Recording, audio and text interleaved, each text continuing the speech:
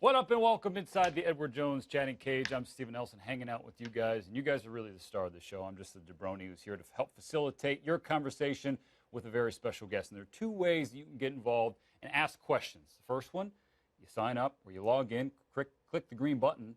The other one, you tweet us with the hashtag chatting cage, and that way I can see it and then ask the question to our special guest. And today, a three-time All-Star, and a unanimous choice for all-around dude in the game of baseball, and that would be Blue Jays outfielder Curtis Granderson, who's joining us via ballpark cam in Toronto right now. CG, how are you, first of all? I'm doing great. Yourself? I'm doing well, thanks for asking. Before we get going, is there anything off limits to the fans today, what they can't or shouldn't ask you about? No, I'm usually pretty good. You know, like every time I'm around the kids and stuff, I say, ask away. All right, well, John's getting real aggressive right off the bat. John Woods, you're from Chicago. You played in Detroit. Yes. You played in New York. Yes. Which city LA is too. the pizza king? Ooh. Well, everyone always loves to push New York pizza on me. For me, I'm not a big fan of the limp crust. But there is a New York pizza I do really like. It's artichoke pizza because it's got a crispy crust. Chicago-style pizza, you got to be in the mood for it. You can't get it every day. Yeah. But I definitely like it, though. And it's perfect for me in the off-season because it's cold, wintertime, nice and heavy. Yeah. And it isn't working out good. So if I had to pick between the two every day, I'll do artichoke pizza. But if I know I want something really good, definitely Chicago style. Yeah, the butter crust is not an in-season thing for Chicago style, Not that's today. for sure. Okay, let's keep it going here. Coach Lorenta, last year marked the 10th anniversary for your Grandkids Foundation. What makes you most proud of what you've accomplished so far? Wow, great question. I would think just the number of kids that we've got a chance to impact that have come back in some form or fashion, either directly to me, to teammates of mine, to friends of mine, colleagues of mine, and say, hey, I'm doing this because of the Grandkids Foundation. I mean, we had recently Cameron Maben, former teammate of mine with the Detroit Tigers. He did a camp in Miami area or a spring training for the Marlins, and one of the kids that attended my camp in Port St. Lucie the year before goes to his camp and says, hey, I know which hand to catch with because of Curtis's camp last year, and now I'm here at your camp excited to learn a lot more. So little things like that we start out just trying to introduce the game to a lot of kids, not only in the United States but all over the world, and getting a chance to see them grow up to become baseball fans has been great. Curtis, a question I always like to ask people in your position who've made it is, what's your why? So what is your why, and when did you find out that answer to that question? I think the big thing about what my why is realizing that the reason I'm here today is because of other people that have helped me get to this point. Combination of parents, teachers, neighbor, surrounding friends and family, the community, a lot of different people had help in putting me in the situation where I am today. Now that I'm in a situation where a lot of people will pay attention to some of the things I'm saying, I try to use that power for good, especially when I go into different schools and I have a teacher say to me, hey, can you tell these kids to do well in school, stay out of trouble, all these different things. Things like common sense. But for some reason, they pay attention to me, not their teacher, not their principal. So I go ahead and drive home the same message that they've been trying to tell them all along, but they go ahead and listen to me when I happen to say it. So knowing that you have that power for good and using it to your advantage is definitely a good thing. Yeah, if anybody's ever followed you or listened to you, you know how much you preach education. You're the son of educators as well. And this is Curtis Granderson I'm talking about here inside the Edward Jones chatting cage. And Curtis, we're going to welcome a fan who's got a question for you on camera. So say hello. What's your name? What do you got for Curtis? Hey, Mr. Granderson, how are you doing? I'm doing great. Yourself? Great. Hey, I'm a big Tigers fan, and I remember when we had you in Detroit, and I remember how much you did for the city, and I just wanted to let you know that we really appreciated that. Thank you very much. I enjoyed my time in Detroit. It was absolutely amazing. I was actually talking to somebody recently about my time in Detroit, and one of the best things that they did there was the Who's Your Tiger campaign, and the number of people that continue to come to me after and go, man, you were my Tiger. And just that marketing side of things did an amazing thing for that city, for that team, for that organization. And that was a big reason why I was able to start the Grandkids Foundation in Detroit back in 2007. Cool. Hey, I wondered, what did it mean to you when you won the Roberto Clemente Award? Really cool. I got a chance to meet a lot of the recipients from before that had won it. Plus, I got a chance to meet the Roberto Clemente family and get a chance to see why he was the way he was. I've been to the museum in Pittsburgh. If you're a baseball fan, definitely when you head to Pittsburgh, check out the Roberto Clemente Museum. Absolutely amazing. Get a chance to see why this guy was so great on the field and, of course, off the field, taken away from us way too soon. Plus, getting a chance to have not only fans vote for this and my peers vote for this just to try to be in that same breath and same conversation is an honor and a privilege. Of course, I got a long way to go to get to the baseball side of things, but I can still go ahead and help out a lot of people in the community along the way. Curtis, I think everybody knows the philanthropic efforts that Mr. Clemente did in his career, in his lifetime. And T. Sully is, talking about that in his question here on social. You've traveled to a ton of countries on behalf of MLB International. Any of them stick out as your favorite place that you've visited? Man, some amazing places. I got to thank MLB for giving me the opportunity to do that. My first trip to London, that was where we started things off, going to Italy, going to France, going to the Netherlands, and seeing some great names out there. Then my next trip was to South Africa, where I met Gift Ngope, teammate of mine that I got a chance to play with earlier part of this year with the Toronto Blue Jays.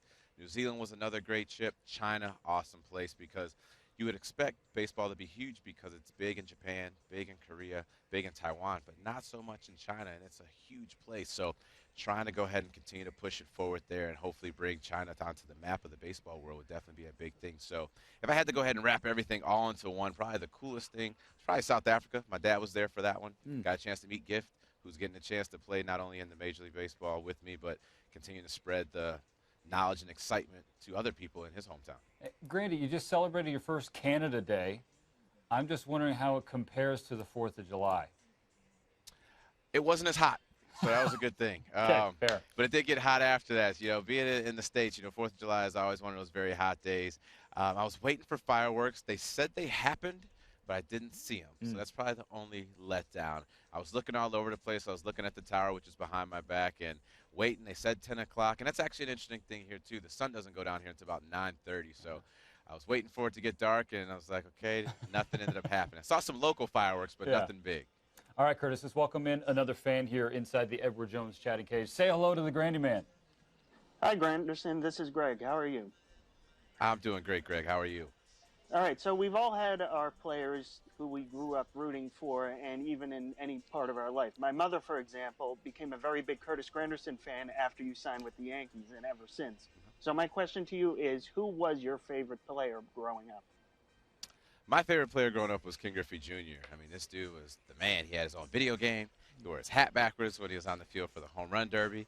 He swung left-handed like I did. And he always seemed to be making amazing plays and breaking home run records along the way, at least while I was watching him and doing those great things. So he was the guy that I loved getting a chance to watch. And here's a little interesting fact about myself. So for the Tiger fans, hopefully this doesn't make you guys mad, but getting a chance to meet Ken Griffey when he was with the Cincinnati Reds and play against him was awesome. And he actually hit a home run over my head in Comerica Park that actually ended up beating us. But as I went back for it, I was like, wow, Ken Griffey Jr. just hit a home run over my head, even though it put him up. So sorry about that one. I didn't do it. He hit it over my head. I couldn't catch it, but it was really cool to get a chance to be a part of that. Granny, of course, Griffey, a Hall of Famer, 13-time All-Star. We got the All-Star game coming up. I'm curious if you can divulge what your ballot is or would have been in the American League. So I've got all the slots here, and we're going to rattle through position by position. Can you do that with me? Yeah, see if I remember them. I did my vote recently, but I'll try my best to remember. The rule that I'm putting Some of that forth, may have changed, though. Okay, but the rule I'm putting forth, you can only pick one teammate. Only pick one. Okay. All right, Sounds catcher. Good. Catcher this year, I think I went with ooh, that's a good one. I went with, give me my catchers. I'm going through my list of guys. Oh, where my team's at. That was a tough one. Wow. Can you give me some of the names again? Yeah, well, in the American League, Salvador Perez is very popular. Okay. Gary Sanchez is popular, but he has not had an all-star. But Wilson Ramos is by far the best catcher in the American League this yeah. Oh, yeah. I think that was who I ended up going with because we had just played Tampa right after I voted for that one. So I think that's who I went with. Okay, Wilson Ramos. First base. Yes. First base, I went with – it was interesting because on the ballot, I'm not sure if they had him listed there, but I went with Mitch Moreland. Oh, all right. Yeah. A little Mitchie Moreland action. Yep. Okay, let's keep it cruising. Second base.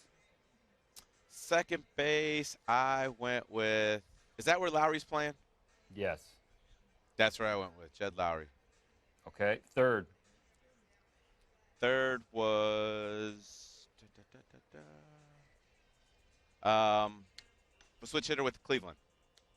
Oh, Jose Ramirez. That's got $1 million. Yes. Okay, shortstop. Got a ton of homers right now.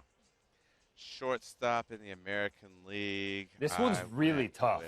Really tough. Yeah. Because if you take the whole body of work, you got guys like Anderson Simmons in Los Angeles, Right. Gene That's who I Segura in voted for, Seattle, Simmons. and then I'm not even talking about Correa and Frankie Lindor, Manny Machado. Right. Where'd you I go think the here? two guys I voted for, I went with Simmons and I went with Segura, but I think my start was Segura. And I had Simmons as my second team guy there. I appreciate you going off the board there. I think most people are going to go Correa, Lindor, or Machado. So good on you. Can't go wrong with any of them. No, you really can't. That's true. Right. 3 outfielders, Curtis. My outfielders, I went with Mookie. Yeah. I went with Judge. Yeah. I went with Do you fish, There was Curtis, another. ever? Very rare. Who is our fisher? Oh, Adam Jones? No? No, just a type of fish.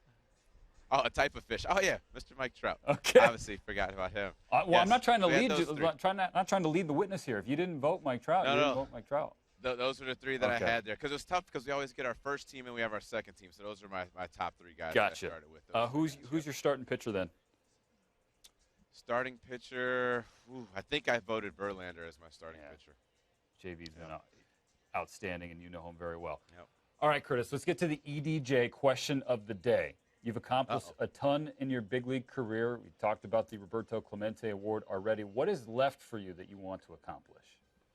World Series championship. I've got a chance to go to 3 of them, come in second place all 3 times. So to hopefully get that final one there would be the big thing for me. And the good thing about it for me, there's no major milestones I'm trying to accomplish. I'm not close to 3,000 hits or 500 home runs or anything like that. But a World Series championship is the big reason why we all play. So hopefully to get that one sooner than later will be the last one. Couple more minutes inside the Edward Jones chatting cage with Curtis Granderson of the Toronto Blue Jays. And another fan wants to show you his face, Curtis. Sounds good. Curtis, what's going on? I'm I have doing a question good. for you. Favorite thing to do in Toronto on a day off? Well, this year we've actually had quite a bit of off days here in Toronto, which has been great.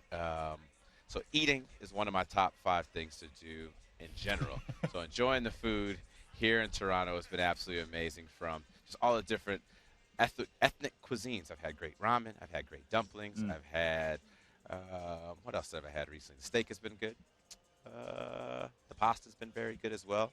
I haven't had poutine this year, so that's still on my list of things to get this year. And I'll be adding some more to it. So eating as much as I can, combination breakfast, lunch, and dinner. And the St. Lawrence Market I still haven't been to yet, so I'm still trying to get there. Curtis, 3 outs to finish this thing. Let's go rapid fire.